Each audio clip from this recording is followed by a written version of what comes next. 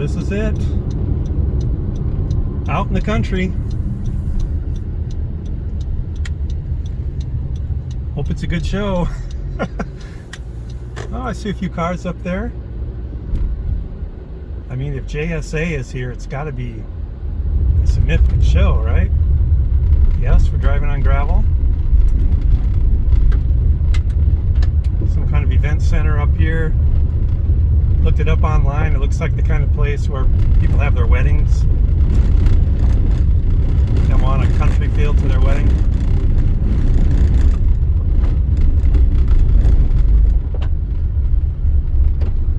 So there it is. And look at this.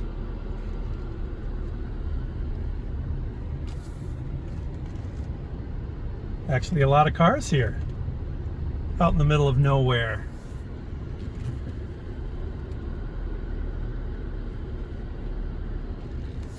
All right, so I'm going to find a parking spot, take you inside.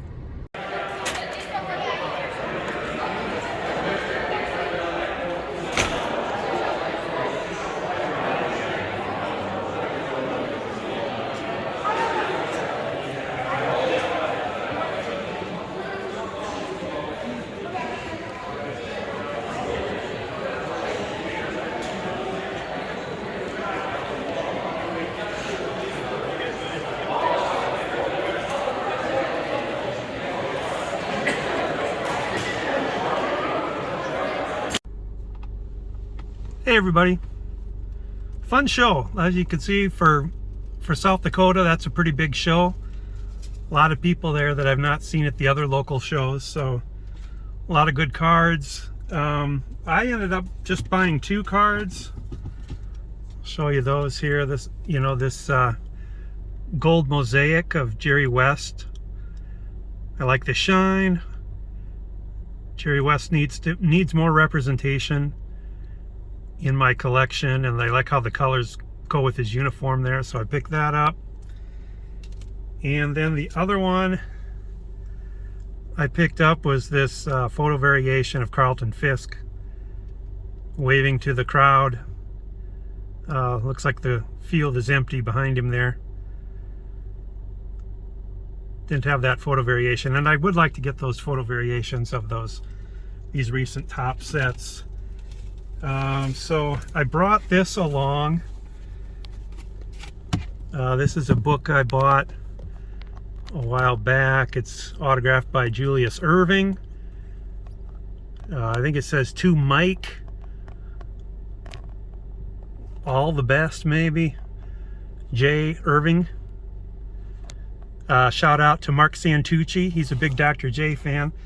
They wanted $25 to authenticate that, and I passed on it. I figured since it's got a personal note on it, pretty sure it's legit.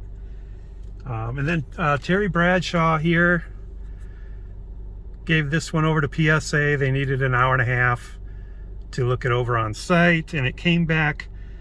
Autograph is non-malicious secretarial version.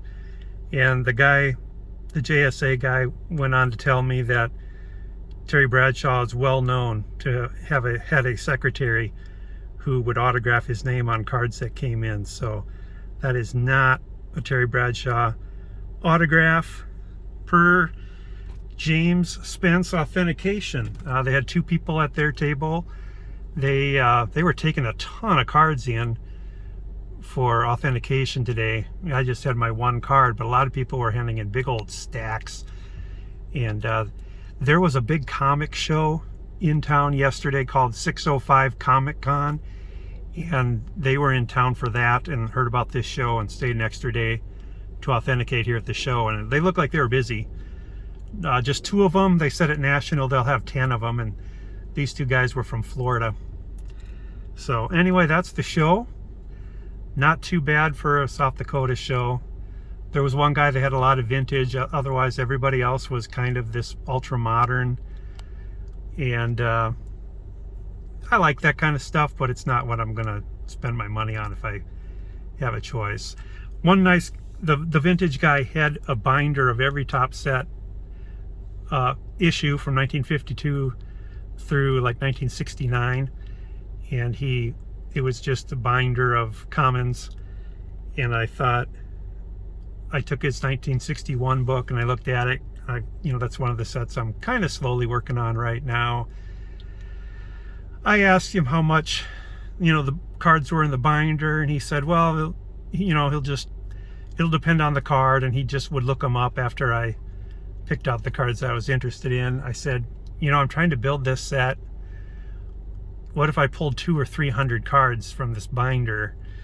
He said, well, no, I'd still look them up and see what they're worth and charge you appropriately. And I just don't have the time to have somebody look up 200 or 300 cards one by one. So I just kind of passed on that one. So anyway, hope you're having a great weekend. Happy Sunday. Talk to you again later. Bye.